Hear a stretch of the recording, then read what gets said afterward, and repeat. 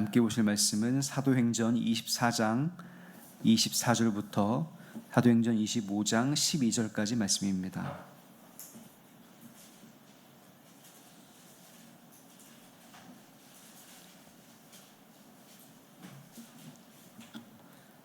제가 봉독하겠습니다.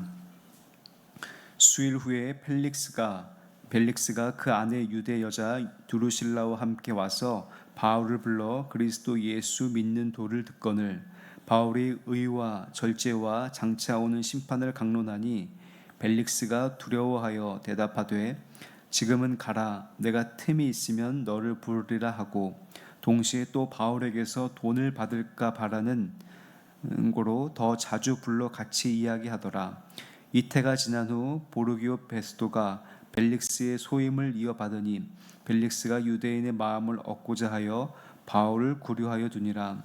베스도가 부임한 지 3일 후에 가이사랴에서 예루살렘으로 올라가니 대제사장들과 유대인 중에 높은 사람들이 바울을 고소할세 베스도의 호의로 바울을 예루살렘으로 옮기기를 청하니 이는 길에 매복하였다가 그를 죽이고자 함이더라. 베스도가 대답하여 바울이 가이사랴에 구류된 것과 자기도 멀지 않아 떠나갈 것을 말하고 또 이르되 너희 중 유력한 자들은 나와 함께 내려가서 그 사람에게 만일 옳지 아니한 일이 있거든 고발하라 하니라. 베스도가 그들 가운데서 8일 혹은 10일을 지낸 후 가이사랴로 내려가서 이튿날 재판자리에 앉고 바울을 데려오라 명하니 그가 나오매 예루살렘에서 내려온 유대인들이 둘러서서 여러 가지 중대한 사건으로 고발하되 능히 증거를 내지 못한지라.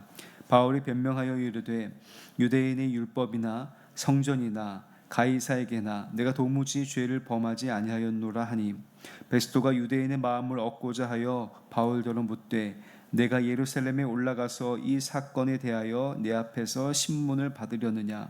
바울이 이르되 내가 가이사의 재판자리 앞에 섰으니 마땅히 거기서 신문을 받을 것이라. 당신도 잘 아시는 바와 같이 내가 유대인들에게 불의를 행한 일이 없나이다.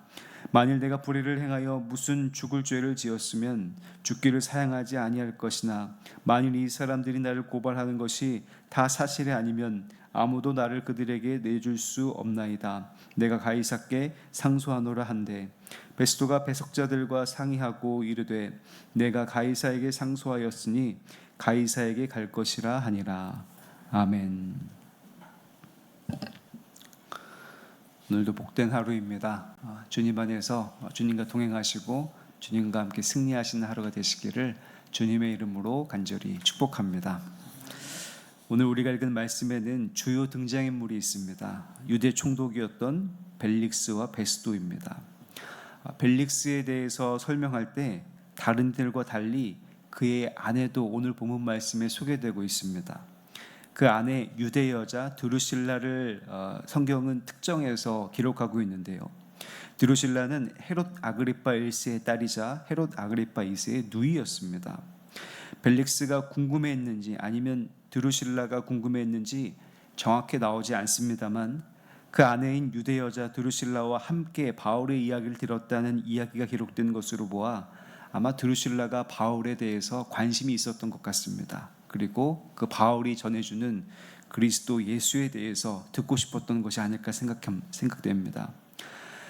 사도 바울의 의와 절제와 장차 오는 심판에 대해서 듣고 드루실라의 반응은 나오지 않았습니다만 벨릭스는 두려워했습니다. 하지만 그 순간이 두려워하는 것이 끝이었습니다. 벨릭스는 사도 바울에게 돈을 기대했기 때문입니다.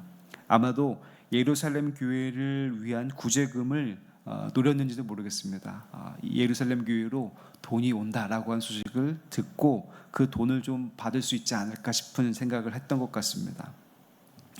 사도 바울은 총독을 두려워하지 않고 열심히 전도하였지만 결과적으로 그 전도는 실패한 셈입니다.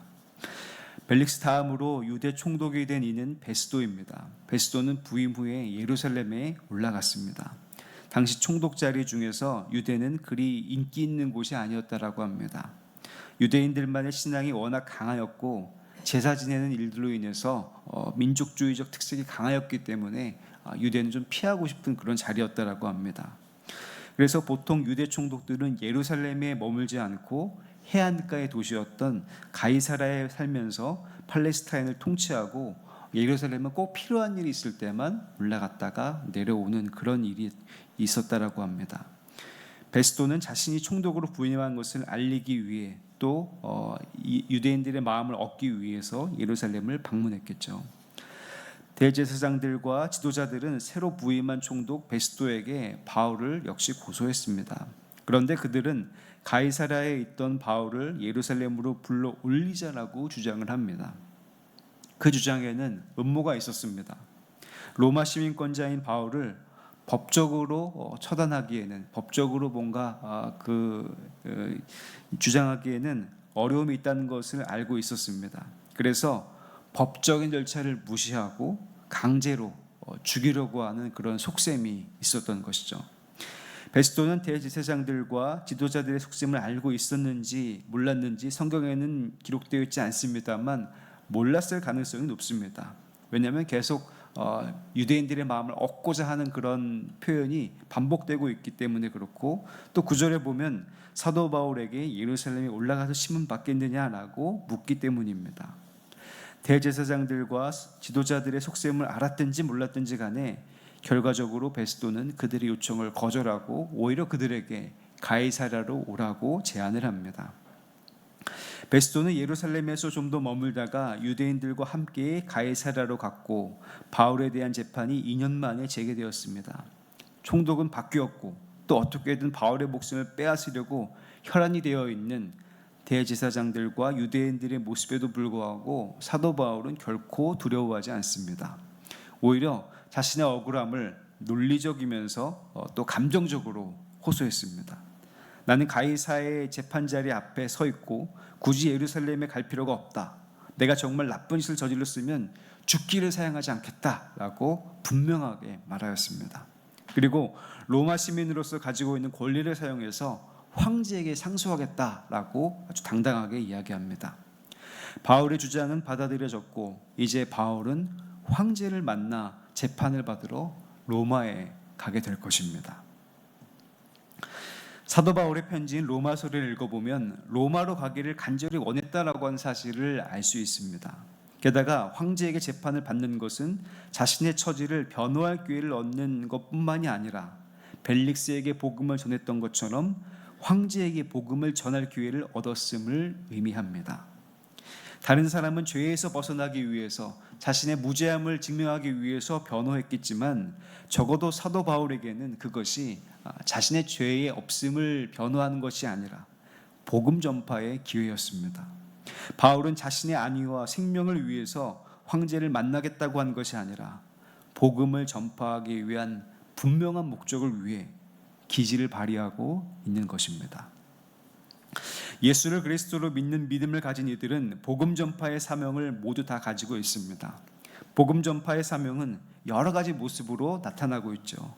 어떤 이들은 SNS에 글을 올리는 것으로 유튜브에 영상을 제작해서 올리는 분들도 계십니다.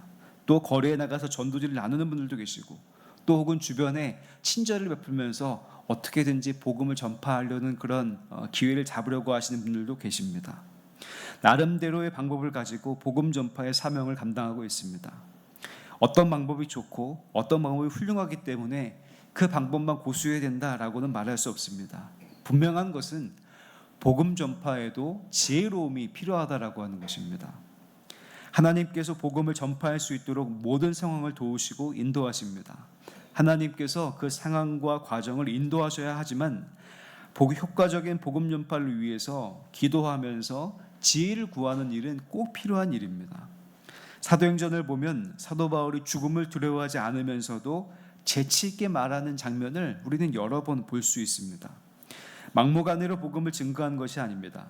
듣는 이의 상황과 환경에 맞춰서 사도 바울은 복음을 열심히 증거하고 있었습니다. 사도행전 17장에서 바울은 아덴 사람들의 종교심이 많음을 보고 그에 맞추어서 복음을 전파했고, 23장에서는 사두개인과 바리새인들이 첨예한 신학적 논점을 이용해서 그 상황을 벗어나기도 하고 또 복음을 전파하기도 합니다. 22장에서는 로마 시민권자임을 드러내어 그 권리를 이용하기도 합니다. 복음 전파라는 목적을 위해서 자신의 가진 지위와 지식, 사람들을 지혜롭게 이용을 합니다. 물론 결과가 늘 좋지는 않습니다. 돌에 맞아 죽을 뻔한 적도 있었고 벨렉스처럼 전혀 다른 반응을 보일 때도 있었습니다. 하지만 사도 바울의 목적, 복음 전파의 사명은 결코 흔들림이 없었고 그것을 위해서 지혜롭게 행동했고 또 그것을 위해서 간구했습니다. 그리스도인들의 삶은 복음 전파의 삶이어야 합니다. 복음을 전파하면 할수록 내 안에 복음이 더 분명해지고 더 기쁜 소식이 되고 더 우리를 살리는 소식이 되기 때문입니다. 복음을 전파하면서 어려움을 당하는 것이 오히려 내 안에 있는 믿음을 분명하게 하고 연단하게 하는 일이 됩니다. 복음의 진정한 능력을 체험하고 싶으시다면 전도를 해보십시오. 내 안에 복음이 흔들린다, 내 안에 복음을 잘 믿지 못하겠다, 그러면 그 복음에 대해서 다른 사람들에게 전해보십시오. 그러면 그 복음에 아주 분명해지고 그 복음에 생명이 있고 그 복음에 소망이 있음을 다시 한번 체험할 수 있습니다. 아마 수표교회 많은 성도님들이 복음 전파의 사명을 지금도 감당하고 계실 것이라고 믿습니다. 그리고 그런 소식들을 종종 많은 분들에게 들을 때가 있습니다. 각기 다른 모습과 방법으로 복음 전파를 위해서 살고 계시고 기도하고 계실 것입니다. 모든 그리스도인의 삶의 목적은 하나님을 찬양하기 위해서 하나님을 찬양하는 것이 예수 그리스도를 믿는 것이고 그 믿음으로 구원을 얻는다는 복음을 전파하는 사명이 있습니다. 우리가 사는 이유와 목적인 복음 전파를 위해 기도해야 합니다. 또 기도할 때 그냥 단순히 저 사람을 예수 믿게 해달라고 하는 기도뿐만이 아니라 어떤 방법과 어떤 상황 속에서 전해야 할지 지혜를 구해야 합니다. 우리는 미련하고 약하고 부족하나 다른 이들에게 복음을 전파하기 위해 기도하고 지혜를 구하면 성령께서 우리 할 말도 가르치시고 그 상황과 그 모든 것들을 인도하여 주셔서 마침내 복음을 전파하여서 같이 천국의 기쁨을 누리는 일들이 있을 것이라고 믿습니다. 요한복음 14장 26절, 로마서 8장 26절과 27절 말씀을 제가 차례대로 봉독해 드리겠습니다. 보혜사 곧 아버지께서 내 이름으로 보내실 성령, 그가 너희에게 모든 것을 가르치고 내가 너희에게 말한 모든 것을 생각나게 하리라. 로마서 8장 26절 27절입니다. 이와 같이 성령도 우리의 연약함을 도우시나니 우리는 마땅히 기도할 바를 알지 못하나 오직 성령이 말할 수 없는 탄식으로 우리를 위하여 친히 간구하시느니라. 마음을 살피시는 이가 성령의 생각을 아시나니 이는 성령이 하나님의 뜻대로 성도를 위하여 간구하심이니라.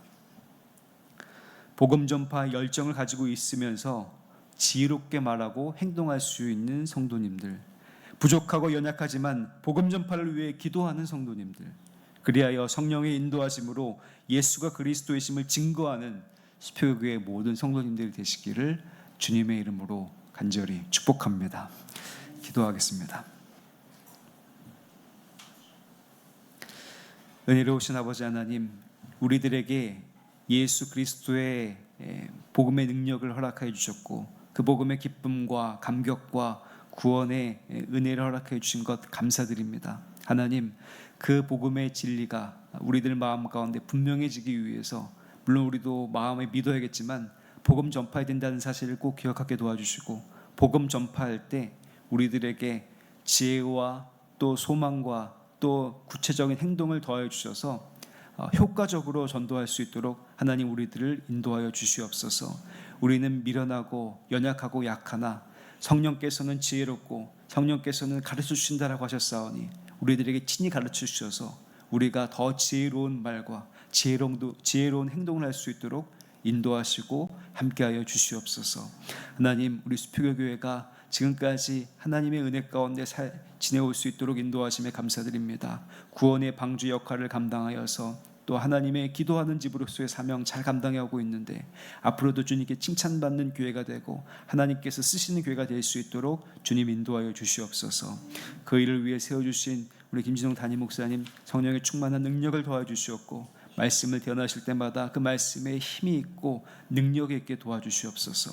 세우신 부목사님들, 전도사님들에게도 동일한 은혜를 더하여 주시옵소서. 특별히 주님께서 사랑하셔서 귀한 직분을 맡기신 우리 장로님들, 권사님들, 집사님들 계십니다. 하나님, 그 직분이 하나님의 이름을 드러내고 예수의 이름을 전하는 직분이 되게 도와주시옵고, 겸손히 섬기는 직분이 되어서 하나님께 칭찬받는 이들이 될 수 있도록 주님 인도하여 주시옵소서. 아직 직분을 얻지 못한 이들은 또 직분을 받아 또 기쁨으로 신앙생활을 할 수 있는 마음과 또 소망도 허락하여 주시옵소서. 하나님, 우리 교회 안에 아파하고 또 괴로워하고 눈물 흘리며 병상에 있는 분들이 계십니다. 주님께서 영육간의 강건함 허락하여 주시옵고, 아픈 것들 만져주시고 치료하여 주셔서 회복함을 얻는 주 안의 기쁨을 누릴 수 있도록 주님 인도하여 주시옵소서. 그래서 주님을 찬양하는 그런 마음이 넘치게 도와주시옵고, 언제나 주님을 의지하는 삶이 될 수 있도록 주님 역사하여 주시옵소서. 하나님, 우리 교회 다음 세대들을 위해서 기도합니다. 하나님, 다음 세대들을 기억하여 주셔서 어렸을 때부터 믿음으로 사는 이들이 되게 도와주시옵고, 믿음으로 세상을 이기는 우리 자녀들이 될 수 있도록 인도하여 주시옵소서. 청년들, 청장년들을 위해서 기도합니다. 주님, 가장 분주하고 바쁠 때 하나님 믿음으로 살게 도와주시기 원합니다. 하나님, 세상 가운데 여러 가지 가치관의 혼란 가운데 믿음으로 분명히 서 있게 도와주시옵고, 그 가정과 그 일터와 그 모든 것들 주장하시고 함께하여 주시옵소서.